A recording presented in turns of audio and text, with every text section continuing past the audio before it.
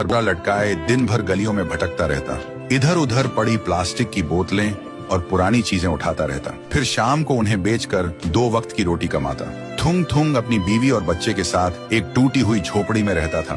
गरीबी इतनी थी कि कभी कभी नमक रोटी भी नसीब नहीं होती थी। भूख मिटाने के लिए पेड़ों के पत्तों का सहारा लेना पड़ता। फिर भी थुंग थुंग ने कभी चोरी का सहारा नहीं लिया। एक दिन थुंग थुंग थका हारा श्मशान के पास बैठा था। शाम ढल चुकी थी और हवा में जले हुए लकड़ों की बू थी। तभी उसे मिट्टी के नीचे से हल्की सी रोशनी चमकती दिखी।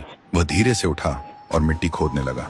कुछ ही देर में उसे जमीन के अंदर से एक पुराना सा लोहे का घंटी वाला दिया मिला। जैसे ही उसने उसे उठाया, एक भारी आवाज गूंजी, जो भी इस दिए को जगाएगा उसकी हर इच्छा पूरी होगी, लेकिन बदले में उसकी सबसे प्यारी चीज चली जाएगी। थुंग थुंग का दिल जोर जोर से धड़कने लगा। वह मन ही मन सोचने लगा, सबसे प्यारी चीज मतलब क्या? वह घर लौटा और बीवी को सब बताया। बीवी ने ध्यान से सुना। उसकी आंखों में डर भी था और थोड़ी सी उम्मीद भी।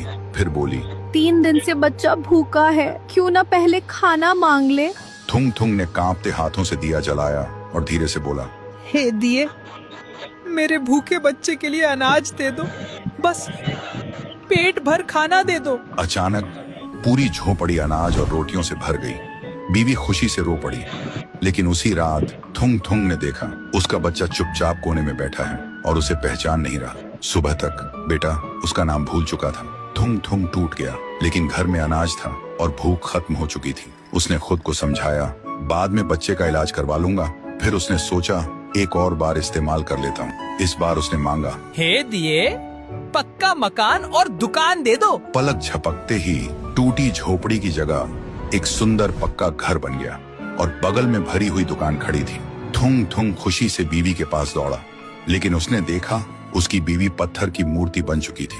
थुंग थुंग चीखता रहा, रोता रहा और कोने में रखा वह दिया हंसता रहा, क्योंकि शर्त वही थी, हर बार सबसे प्यारी चीज खोना। अब थुंग थुंग के पास बड़ा घर था, पर वह पूरी तरह अकेला पड़ गया था। वह रोते हुए पत्थर बनी बीवी को गले लगाकर बोला, मुझे ये अमीरी जिंदगी नहीं चाहिए।